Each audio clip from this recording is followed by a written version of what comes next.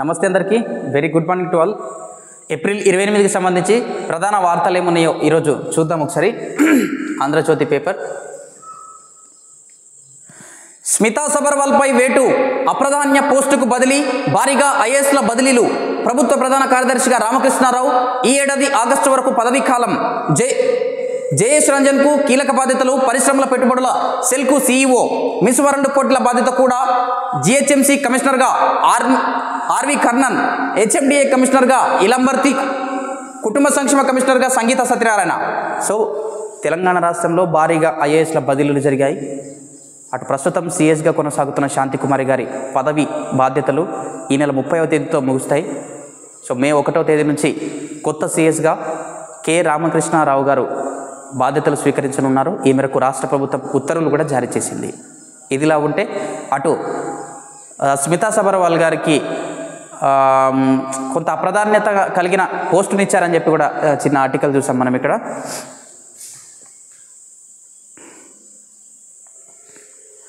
మనసు కాలుతోంది, కాంగ్రెస్ పాలన చూస్తుంటే బాధేస్తోంది, మంచిగున్న రాష్ట్రాన్ని ఆగం చేస్తున్నారు. నంబర్ 1 నుంచి 14వ స్థానానికి దిగజార్చారు. అంతటా కరెంటు కోతలు, సాగునీరు లేదు. తెలంగాణ రైతాంగం మళ్ళీ దోపిడీకి గురవుతోంది. అప్పుడు ఇప్పుడు తెలంగాణ నంబర్ 1 విలన్ కాంగ్రెస్సే. భూముల అమ్మకం తప్పు కాదు, అవసరమైతేనే అమ్మాలి. 11 ఏళ్లలో రాష్ట్రానికి బీజేపీ 11 రూపాయలైనా ఇచ్చిందా? కేంద్ర ప్రభుత్వం ఆపరేషన్ కాగారును వెంటనే ఆపాలి. సర్కార్ను మేము ఎందుకు పడగొడతాం? ప్రజలే చూసుకుంటారు. రాష్ట్రంలో మళ్ళీ బీఆర్ఎస్ ప్రభుత్వాన్ని తెచ్చుకుందాం. ఎలకతుర్తిలో బీఆర్ఎస్ రజతోత్సవ సభలో కేసీఆర్ గారు.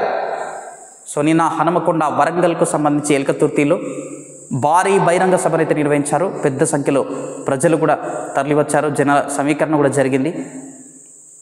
కేసీఆర్ గారు ఒక్కరే ప్రసంగం చేశారు. భారీ సంఖ్యలో నాయకులు, బీఆర్ఎస్ పార్టీ హేమాహేమీలు కూడా హాజరయ్యారు. సో కాంగ్రెస్ ప్రభుత్వాన్ని పడగొట్టే ఆలోచన తమకు లేదని, ఆనాటికి ఈనాటికి కాంగ్రెస్ ప్రభుత్వమే తెలంగాణ రాష్ట్రాన్ని మోసం చేస్తుందని చెప్పి కూడా కేసీఆర్ గారు కీలకంగా విమర్శలు చేశారు. నంబర్ 1 స్థానంలో ఉన్న తెలంగాణను నంబర్ 14వ స్థానానికి చేర్చారని చెప్పి సో కొన్ని కీలక విమర్శలు అయితే చేశారు. మళ్ళీ దోపిడీకి గురవుతుంది రాష్ట్రం అని చెప్పి కూడా. అటు ఆపరేషన్ కగార్ పేరిట కర్రేగుట్టల్లో జరుగుతున్న పోలీస్ బలగాల కూంబింగ్ను వెంటనే ఆపేయాలని చెప్పి, అమాయకపు గిరిజన యువకులను హతమారుస్తున్నారని చెప్పి కేసీఆర్ గారు చెప్పారు.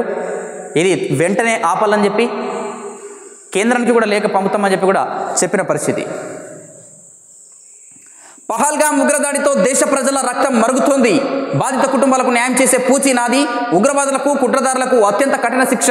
కాశ్మీర్లో శాంతియుత వాతావరణాన్ని చూసి శత్రువులు తట్టుకోలేకపోతున్నారు. అందుకే ఇంత కుట్ర. మోదీ యుద్ధానికి సిద్ధంగా ఉన్నామంటూ ఎక్స్లో నేవీ పోస్టు. అరేబియా సముద్రంలో నౌకా విధ్వంసక క్షిపణి పరీక్షలు. సో పహల్గామ్ దాడిలో మృతి చెందిన సామాన్య టూరిస్టులు, వారి కుటుంబాలకు ఖచ్చితంగా న్యాయం చేస్తామని చెప్పి కూడా ప్రధాని నరేంద్ర మోదీ గారు చెప్తున్నారు. అదేవిధంగా ఖచ్చితంగా శిక్షలు ఉంటాయి వాళ్ళకి. ఆ దాడికి పాల్పడిన వారిపై ఖచ్చితంగా శిక్షలు ఉంటాయని చెప్పి కూడా పీఎం చెప్తా ఉన్నారు. శాంతి కొనసాగుతున్న నేపథ్యంలో కాశ్మీర్లో శాంతి నెలకొంది. 370 రద్దయింది. శాంతి కొనసాగుతున్న నేపథ్యంలో ఇది తట్టుకోలేకనే దాడులకు పాల్పడినట్లు కూడా మోదీ గారు చెప్పారు. సో పహల్గామ్ ఉగ్రదాడి చిత్రాలు చూసి దేశంలోని ప్రతి పౌరుడి రక్తం మరుగుతోందన్న విషయం తెరకు అర్థమవుతుందని, బాధిత కుటుంబాలకు తగిన న్యాయం జరుగుతుందని ప్రధాని నరేంద్ర మోదీ అన్నారు. వారికి న్యాయం చేసే పూచి తనదని, పర్యాటకులపై దాడికి పాల్పడ్డ వారికి, దాడి వెనుక సూత్రధారులకు అత్యంత కఠిన శిక్ష విధిస్తామని మరోసారి హామీ ఇచ్చారు. సో ఇది నెక్స్ట్ మిగతా వార్తలు ఏమున్నాయి, ప్రధాన వార్తలు చూద్దాం ఒకసారి.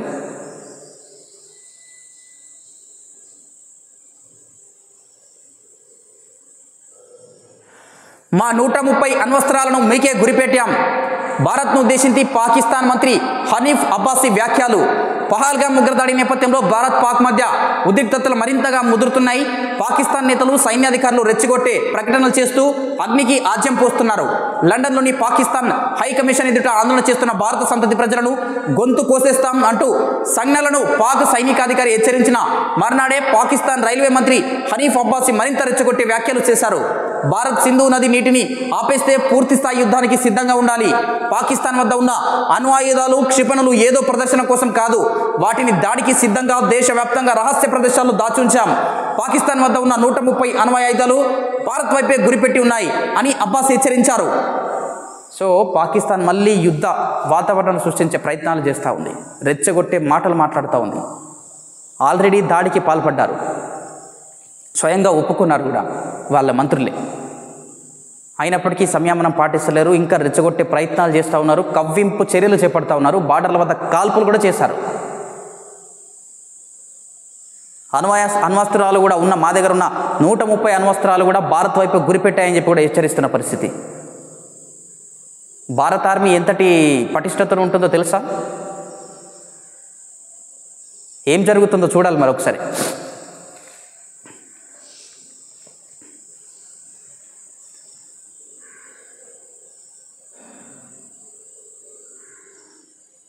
మిగతా వార్తలు ఏమున్నాయో,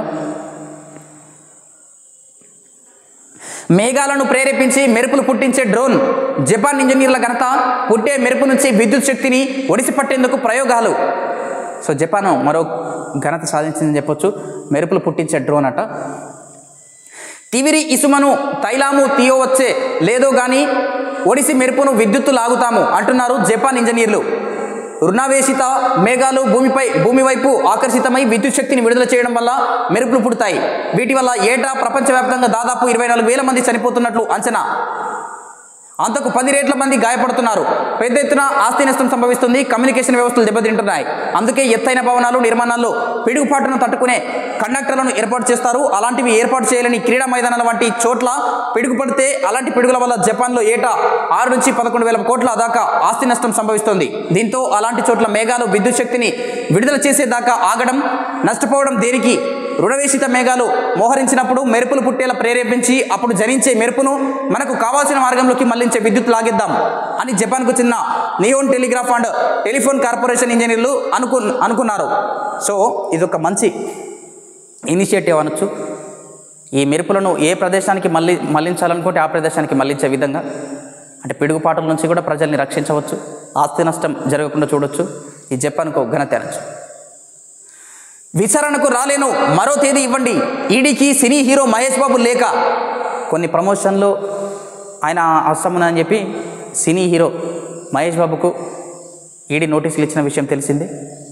సో ఆయన హాజరు కాలేదని చెప్పి కూడా మరో తేదీని ఇవ్వాలని చెప్పి ఈడీకి మహేష్ బాబు లేఖ రాశారు. షూటింగ్లో బిజీగా ఉన్నందున సోమవారం విచారణకు రాలేనని cine hero Mahesh Babu ED అధికారులకు లేఖ పంపారు. ముందే నిర్ణయించిన షెడ్యూల్ ప్రకారం తాను సినిమా షూటింగ్లో ఉన్నానని, విచారణకు మరో తేదీ ఇవ్వాలని కోరారు. మనీ లాండరింగ్ ఆరోపణలు ఎదుర్కొంటున్న సురానా గ్రూపు, సాయి సూర్య డెవలపర్స్ సంస్థలకు సంబంధించిన ప్రకటనలో మహేష్ నటించారు. సాయి సూర్య డెవలపర్స్ ప్రకటనలో నటించినందుకు మహేష్ బాబుకు 5.9 కోట్లు పారితోషికం చెల్లించారు. అందులో 2.5 కోట్ల నగదు రూపంలో ఇచ్చారు. ఇటీవల జరిగిన ఈడీ సోదాల్లో ఈ విషయం వెల్లడి కావడంతో మహేష్ బాబు 28న విచారణకు రావాలని ఈడీ నోటీసు జారీ చేసింది. ఓ ప్రకటనలో పాల్గొన్నందుకు ఆయనకు 5.9 కోట్లు పారితోషికం చెల్లించారు. అందులో 2.5 కోట్ల రూపాయలు నగదు కూడా చెల్లించారు. సో ఈ కేసులో ఈడీ నోటీసులు జారీ చేసింది. బినామీల గుట్టు విప్పని హరిరామ్, ఆస్తుల లెక్క రూపాయలు 200 కోట్ల పైమాటే. కాళేశ్వరం ఈఎన్సీకి 14 రోజుల రిమాండు. కాళేశ్వరం ఈఎన్సీ హరిరామ్ ఇంట్లో సోదాలు జరిగాయి, ఏసీపీ సోదాలు జరిగాయి. దాదాపు 200 కోట్ల పైమాటే ఉందట. ఇది ఆయనకు రిమాండ్ కూడా విధించడం జరిగింది. 14 రోజుల రిమాండ్ కూడా విధించారు. సో ఇవి ఆంధ్రజ్యోతి పేపర్కు సంబంధించి. నెక్స్ట్ పేపర్ చూసే ప్రయత్నం చేద్దాం. సో నెక్స్ట్ వెలుగు పేపర్ చూద్దాం. ఇక ఊకోను బయలుతా, ఎవరి లెక్కేందో తీస్తా, ఎడదిరారకే రాష్ట్ర ఆర్థిక పరిస్థితి నాశనమైంది. బీఆర్ఎస్ రజతోత్సవ సభలో కేసీఆర్ వ్యాఖ్యలు. ఓట్లేయించుకొని దగా చేసిండ్రు, ఆశపడి జనం బోల్తా పడ్డరు. జుట్లు పట్టుకోనికే ఫ్రీ బస్సు, 2 లక్షల రుణమాఫీ ఏమైంది? బిల్లులయ్యాక మాజీ సర్పంచ్ల గోస పుచ్చుకుంటున్నారు. తెలంగాణకు విలన్ నంబర్ 1 కాంగ్రెస్ పార్టీ. రాష్ట్రాన్ని చూస్తుంటే నాకు బాధ అవుతున్నదని, దుఃఖం ఆగుతలే. మేం కట్టుకొని రాష్ట్ర ఆదాయం పెంచినాం, కాళేశ్వరం కట్టినాం. పోలీసులు రాసి పెట్టుకోండి, 100% మళ్ళా మేమే వస్తాం. మా సోషల్ మీడియా వారియర్స్పై కేసులు పెడితే సహించం. కాంగ్రెస్ వాళ్ళకు రాజ్యం నడుపుతూ చాతనైతలే సర్కారు మేము పడగొట్టాం, ఆపరేషన్ కగార్ను ఆపాలని కేంద్రానికి డిమాండ్. కేసీఆర్ గారు కీలకంగా వివరించారు, నిన్న మాట్లాడారు. నేను అసెంబ్లీకి రావాలన్నట, అసెంబ్లీకి తాను దేనికి రావాలని కేసీఆర్ ప్రశ్నించారు. కేసీఆర్ నువ్వు రా అసెంబ్లీకి అంటారు, దేనికి? నీ కాయగొరకుడు ముచ్చట్లు వినటానిక? అసెంబ్లీలో పిల్లలు అడిగితేనే మీరు జవాబు చెప్తలే, కమిషన్లు తీసుకుంటున్నారని మా కేటీఆర్ నిలదీస్తే ఆర్థిక మంత్రి భుజాలు తడుపుకుంటున్నాడు, ఎందుకా బాధ అని అన్నారు. కేసీఆర్ గారు కీలకంగా ప్రసంగించారు. నిన్న అసెంబ్లీకి రావాలని చెప్పి పిలుస్తూ ఉన్నారు. మా వాళ్ళు అడిగితేనే అడిగిన ప్రశ్నలకే సరిగ్గా సమాధానాలు ఇవ్వలేకపోతున్నారు, ఇంకా నేను వస్తే ఏమి ఇస్తారన్న కోణంలో ఆయన ఆరోపించారు. ప్రధాన వార్తలు ఇంకేమున్నాయో. కొనసాగుతున్న టెర్రరిస్టుల ఇండ్ల కూల్చివేతలు. కాశ్మీర్లో టెర్రరిస్టుల ఇండ్ల కూల్చివేతలు కొనసాగుతున్నాయి. ఇప్పటి వరకు 10 మంది టెర్రరిస్టుల ఇండ్లను ఆర్మీ పేల్చేసింది. కొద్ది రోజుల్లో మరిన్ని ఇండ్ల పేల్చివేతలు ఉంటాయని అధికారులు చెప్పారు.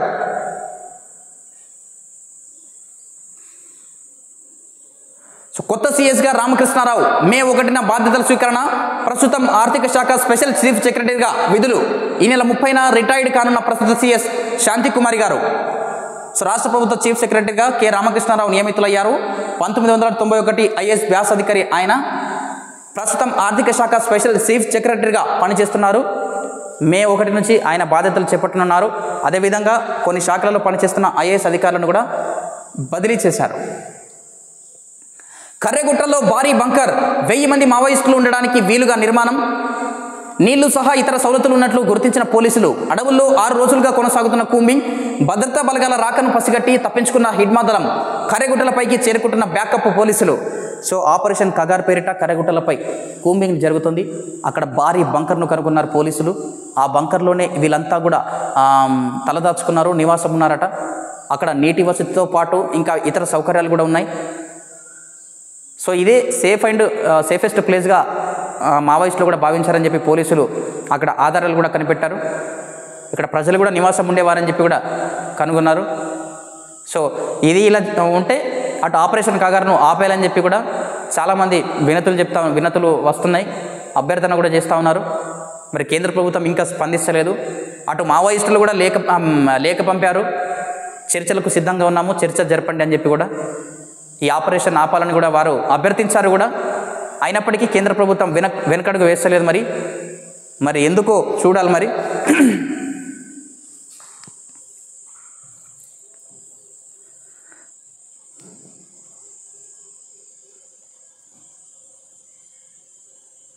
మావోయిస్టులతో శాంతి చర్చలు జరిపేందుకు చొరవ తీసుకోండి, కాల్పుల విరమణకు కేంద్రాన్ని ఒప్పించండి. సీఎం రేవంత్ రెడ్డిని కోరిన శాంతి చర్చల కమిటీ నేతలు. సో నిన్న శాంతి చర్చల కమిటీ నేతలు సీఎం రేవంత్ రెడ్డి గారిని కలిశారు, వినతి పత్రం కూడా అందజేశారు. కాల్పుల విరమణ ఒప్పందాన్ని జరిపించాలి, కేంద్రానికి విన్నవించాలి, ఆ విధంగా చొరవ చూపాలని చెప్పి కూడా రేవంత్ రెడ్డి గారిని కోరారు. ఇందులో ఎవరెవరు శాంతి కమిటీ సభ్యులు ఉన్నారు? ప్రొఫెసర్ అన్వర్ ఖాన్, దుర్గాప్రసాద్, జంపన్న, రవిచందర్, అదేవిధంగా ఈ committee convener justice Chandrakumar, professor Haragopal, వీళ్ళంతా కూడా అందులో ఉన్నారు సీఎం గారిని కలిసిన దాంట్లో. కడుపంతా విషం నింపుకొని కాంగ్రెస్పై విమర్శలు. అధికారంలోకి రావాలని కేసీఆర్ పగటికలలు. మంత్రి పొంగులేటి. అధికారం పోయిందని అక్కసు వెళ్ళగక్కారు మంత్రి సీతక్క. కేసీఆర్ అవకాశవాదిలా మాట్లాడారు మంత్రి పొన్నం. ప్రజలు ఓడించిన కేసీఆర్కు జ్ఞానోదయం కాలే మంత్రి జూపల్లి. సో కేసీఆర్ గారి సభను ఉద్దేశించి అక్కడ అన్నీ కూడా అబద్ధాలు మాట్లాడారని చెప్పి కూడా మాట్లాడుతూ ఉన్నారు. సీఎం నివాసంలో మాట్లాడుతున్న మంత్రి పొన్నం, పక్కన మంత్రులు జూపల్లి, పొంగులేటి, సీతక్క.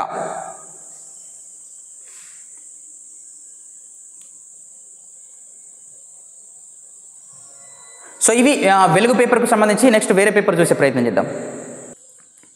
నెక్స్ట్ సత్యమేవ జయతే దినపత్రిక చూద్దాం. తెలంగాణకు నంబర్ 1 విలన్ కాంగ్రెస్. మాజీ సీఎం కేసీఆర్ వరంగల్లో జరిగిన సభలో ఆయన పాల్గొన్నారు, ప్రసంగించారు. జన సమీకరణ కూడా పెద్ద స్థాయిలో వచ్చింది. కాంగ్రెస్ పార్టీపై మొదటి ఒక 1 అవర్ అయితే ప్రసంగం అయితే అసలు రేవంత్ రెడ్డి గారి పేరే తీయలేదు కేసీఆర్ గారు. గంట తర్వాత కాంగ్రెస్ ప్రభుత్వానికి సంబంధించి ప్రస్తావించారు, కొన్ని విమర్శలు కూడా చేశారు. నక్సలిజం శాంతి భద్రతల సమస్య కాదు. సో నిన్న పీస్ కమిటీకి సంబంధించి సభ్యులంతా కూడా రేవంత్ రెడ్డి గారిని కలిశారు. ఈ ఆపరేషన్ కగార్ను వెంటనే ఆపేయాలి, అక్కడ అమాయకపు గిరిజన యువత బలవుతున్నారని చెప్పి కూడా వివరించారు రేవంత్ రెడ్డి గారికి. సో ఈ మేరకు కేంద్రాన్ని ఒప్పించే విధంగా చొరవ తీసుకోవాలని చెప్పి కూడా చెప్పారు. బీఆర్ఎస్ సభను ఎలాగైనా అడ్డుకోవాలని కాంగ్రెస్ ప్రభుత్వం దుష్ట పన్నాగానాన్ని అమలు చేసింది. కాంగ్రెస్ ప్రభుత్వం ఉదయం నుండి ఎన్ని కుట్రలు కుతంత్రాలు చేసిన బీఆర్ఎస్ పార్టీ రజతోత్సవ సభను విజయవంతం చేసిన నాయకులు కార్యకర్తలకు మాజీ మంత్రి బీఆర్ఎస్ ఎమ్మెల్యే హరీష్ రావు పేరున హృదయపూర్వక ధన్యవాదాలు తెలియజేశారు. నిన్న వరంగల్ కేంద్రంగా సభ జరిగింది. సభ గ్రాండ్ సక్సెస్ జరిగిందని, అడుగడుగున అడ్డుకోవడానికి కాంగ్రెస్ పార్టీ నాయకులంతా పన్నాగం పన్నారు, కుట్రలు పన్నారట. అయినా ధీటుగా ఎదుర్కొని విజయవంతంగా సభను సక్సెస్ చేశామని చెప్పి కూడా, సభను సక్సెస్ చేసినందుకు అందరికీ కృతజ్ఞతలు కూడా మాజీ మంత్రి గారు హరీష్ రావు గారు కూడా చెప్పారు.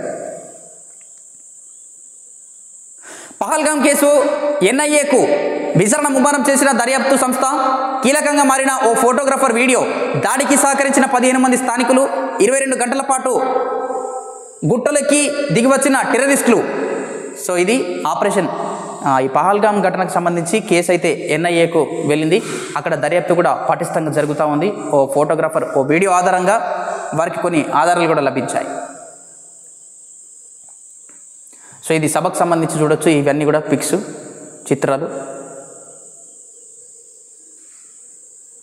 మిగతా వార్తలు ఇది ఒకసారి ఎన్ఐఏకు అప్పగించిన కేసును ఒకసారి చూద్దాం. జమ్మూ కాశ్మీర్లోని పహల్గాంలో ఇటీవల జరిగిన ఘోర ఉగ్రదాడి కేసు దర్యాప్తు బాధ్యతలను జాతీయ దర్యాప్తు సంస్థ ఎన్ఐఏ స్వీకరించింది. ఈ దాడిలో ఒక నేపాల్ జాతీయునితో సహా మొత్తం 26 మంది పౌరులు ప్రాణాలు కోల్పోయిన విషయం తెలిసిందే. కేంద్ర హోంమంత్రిత్వ శాఖ ఆదేశాల మేరకు ఈ కేసును ఎన్ఐఏకి బదిలీ చేసినట్టు అధికార ప్రకటన వెలువడింది. ఇప్పటి వరకు ఈ కేసు దర్యాప్తును జమ్మూ కాశ్మీర్ పోలీసులు పర్యవేక్షించారు. అయితే ఘటన తీవ్రత దృష్ట్యా కేంద్ర ప్రభుత్వం దీన్ని ఎన్ఐఏకు అప్పగించింది. కీలకంగా మారిన వీడియో సాక్ష్యాలు.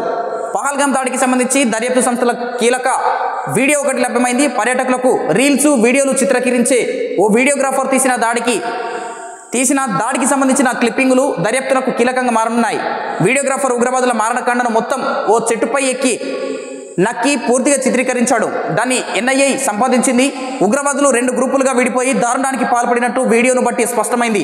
తొలుత 2 ఉగ్రవాదులు పలువురిని పట్టుకొని ముస్లిం మతచారాన్ని అనుసరించాలని ఆదేశించినట్లు, పాటించని 4గురికి అక్కడికక్కడే కాల్చి చంపినట్లు స్పష్టమవుతుంది.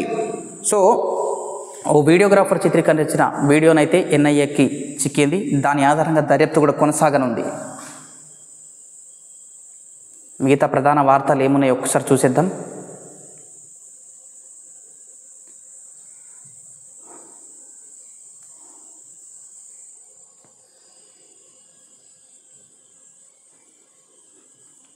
మిత్రులారా, ఫటాఫట్ చూసేద్దాం. ఒక్క నిమిషం ఆగండి.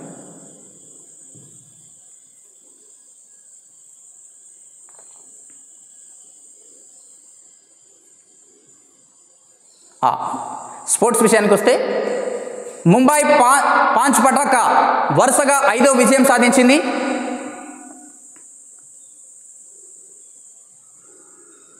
ఐపీఎల్లో 5 సార్లు ఛాంపియన్ ముంబై ఇండియన్స్ విజయాల పరంపర కొనసాగుతుంది. ఆరంభంలో ఆడిన 5 మ్యాచ్లలో ఒకటే విజయంతో పాయింట్ల పట్టికలో 9వ స్థానంలో నిలిచిన ముంబై ఇండియన్స్ తర్వాత 5ంటిలో 5 గెలిచి 12 పాయింట్లతో ప్లే ఆఫ్స్కు బెర్త్ను దాదాపుగా ఖాయం చేసుకుంది.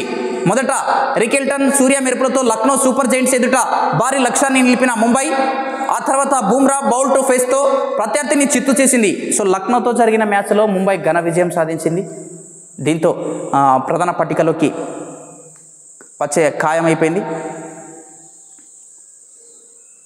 సో ప్రధాన వార్తలు ఇంకేమైనా ఉన్నాయా ఒకసారి చూద్దాం. వ్యవసాయాన్ని ముంచుతున్న సోలార్ విద్యుత్ ప్రాజెక్టులు. విద్యుత్తు లేని ఆధునిక సమాజాన్ని ఊహించలేము. నిత్య జీవితంలో విద్యుత్ వాడకం పెరుగుతుంది. దానికి తగ్గట్టు ఉత్పత్తి పెరగాలి. శాస్త్ర విజ్ఞాన పరిశోధనల ఫలితంగా సూర్యరశ్మి అణుశక్తి విద్యుత్ ఉత్పత్తి జరుగుతుంది. దేశంలో ఉత్పత్తి అవుతున్న విద్యుత్లో 72% బొగ్గుతో తయారయ్యేదే. ఇది చాలా ఖర్చుతో కూడుకోవడమే కాక పర్యావరణాన్ని కూడా దెబ్బతీస్తుంది. అందుకే గ్రీన్ ఎనర్జీని ప్రోత్సహిస్తున్నామని ప్రభుత్వాలు చెబుతున్నాయి. అందుకు ఎవరికీ అభ్యంతరం లేదు. అయితే ఈ గ్రీన్ ఎనర్జీ పేరుతో వ్యవసాయాన్ని బలిపెట్టడాన్ని ప్రశ్నించాయి. గ్రామీణ వ్యవస్థను తీవ్రంగా ఛిద్రం చేసే ఈ సోలార్ ఉత్పత్తి రాష్ట్ర అభివృద్ధికి కార్పొరేట్ల కోసమా? తక్కువ ఖర్చుతో ఉత్పత్తి అయ్యే గాలి సూర్యరశ్మి విద్యుత్ను ప్రభుత్వం ఉత్పత్తి చేయకుండా ప్రైవేట్ కంపెనీలకు అప్పగించడం మోదీ పాలన కాలంలో భారీగా పెరిగింది. అదానీ, అంబానీ, టాటా, బిర్లా లాంటి అతిపెద్ద కార్పొరేట్ కంపెనీలు సోలార్ విద్యుత్ ఉత్పత్తిలోకి వచ్చి కేంద్ర ప్రభుత్వ అండదండలతో రాష్ట్ర ప్రభుత్వాలపై ఒత్తిడి తెచ్చి తమకు అనుకూలంగా విధానాలను అమలు చేయించుకునే స్థితికి చేరాయి. ఆంధ్ర రాష్ట్రాన్ని తమ ప్రయోగశాలగా మార్చుకున్నాయి. రాష్ట్రంలో వెనుకబడిన రాయలసీమ, ప్రకాశం జిల్లాలో సోలార్ విద్యుత్ ఉత్పత్తి చాటున లక్షల ఎకరాల భూములను ఈ కంపెనీలు కొనడం లేదా లీజు పద్ధతులు స్వాధీనం చేసుకుంటున్నాయి. వ్యవసాయాన్ని ముంచేందుకు ఈ సోలార్ కంపెనీలు సిద్ధమవుతున్నాయని చెప్పి కూడా ఒక ఆర్టికల్. ఈ సోలార్ విద్యుత్కు సంబంధించి అన్ని కాంట్రాక్టులు బడా నాయకులకు కేటాయించడంతో వీరంతా కూడా రైతుల దగ్గర నుంచి భూములను తీసుకొని లీజుకు తీసుకొని వ్యవసాయాన్ని ముంచే ప్రయత్నం చేస్తున్నారని చెప్పి కూడా ఒక ఆర్టికల్ అయితే ప్రచురితమైంది. ఇది ఏప్రిల్ 28కి సంబంధించి ప్రధాన వార్తలు. చూస్తూనే ఉండండి మన PJ డిజిటల్ న్యూస్. నేను మీ ప్రదీప్ జిల్లేడు వారు.